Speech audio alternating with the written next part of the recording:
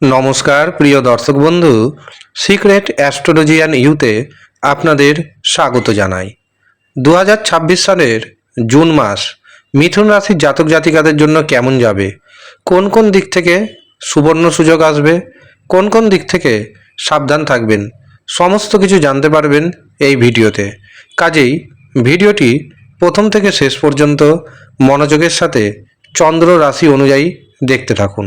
June মাসে মিথুন রাশিতে বুধের অবস্থান আপনার শরীর স্বাস্থ্যকে যথেষ্ট পরিমাণে সাপোর্ট দিবে, অর্থাৎ অসুখ বিসুখ থেকে মুক্ত থাকবেন আপনি। এই মাসে বড় ধরনের যদি কোনো সিদ্ধান্ত নিতে চান অবশ্যই নিতে পারেন। এই মাসে আপনার মন আনন্দ থাকবে, আপনার পরিবারে কোনো না কোনো খুশির খবর আসতে চলেছে।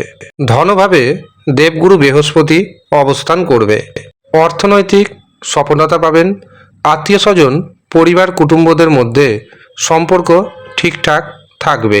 আপনার পরিবারে কোনো নবজাতক শিশুর জন্ম হতে পারে, অথবা আপনার পরিবারে কোনো না কোনো নতুন বধূর প্রবেশ ঘটবে, যা পরিবার বৃদ্ধির কারণ হবে।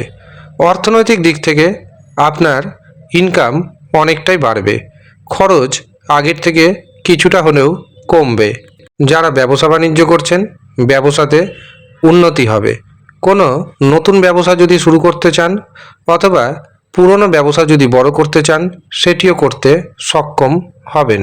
যারা আপনার শত্রুপক্ষ আছে তাদের সাথে বোঝাপড়ার সম্পর্ক তৈরি হবে।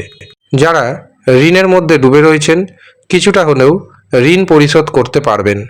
কর্মভাবে শনি অবস্থান করছে, এই শনি আপনার কর্মক্ষেত্রে উন্নতি দিবে।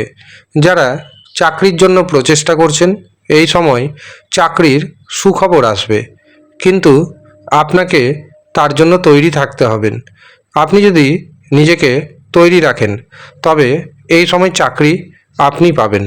তবে সম্পত্তিগত বিষয়ে একটু হলেও সতর্ক থাকুন, নচেত কোনো না কোনো কারণবশত সম্পত্তিগত দিক থেকে বিবাদ দেখা দিতে পারে। কোনো সম্পত্তি যদি কিনতে চান খুব সাবধানে কিনবেন, কাগজপত্র দেখে নেবেন। 20 জুন পর্যন্ত মঙ্গল একাদশভাবে অবস্থান করবে। এই সময় আপনি যে কাজে হাত দিবেন সে কাজে সাকসেস পাবেন, কিন্তু 20 জুনের পর এই মঙ্গল গ্রহ দ্বাদশভাবে প্রবেশ করবে। কাজেই এই সময় আপনাকে সতর্ক থাকতে হবে। খরচ বাড়বে, দাম্পত্য জীবনে পারিবারিক জীবনে কিছুটা সমস্যা বাড়তে পারে। এমনকি যারা 20 জুনের পর বিবাহ করবেন বা বিবাহের জন্য কথাবার্তা এগাবেন একটু সতর্কভাবে এগোবেন। ভাগ্যভাবে রাহু অবস্থান করছে, যার কারণে রাহু এই সময় কিছুটা ভাগ্য বিড়ম্বনা তৈরি করবে, হয়ে যাওয়া কাজকে আটকে দিবে, অর্থাৎ শেষে গিয়ে কোনো কাজ দেখবেন বন্ধ হয়ে যাচ্ছে, এমন ঘটনা ঘটতে পারে। এই মাসে ভ্রমণের যোগ রয়েছে, তবে চেষ্টা করবেন ধর্মীয় ভ্রমণ করার। যারা বিদ্যার্থী রয়েছেন বিদ্যার্থীদের এই মাসে রাগ বাড়বে, পড়াশোনার প্রতি মনোযোগ কমবে।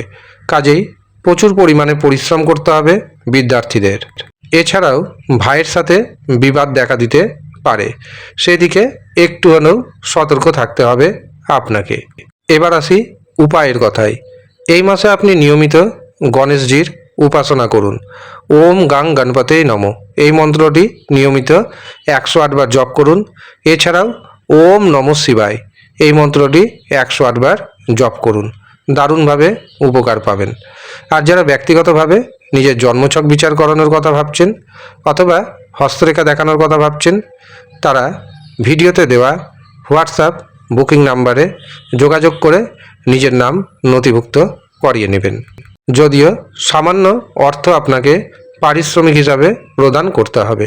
যারা ইচ্ছুক শুধুমাত্র তারাই যোগাযোগ করবেন। ধন্যবাদ।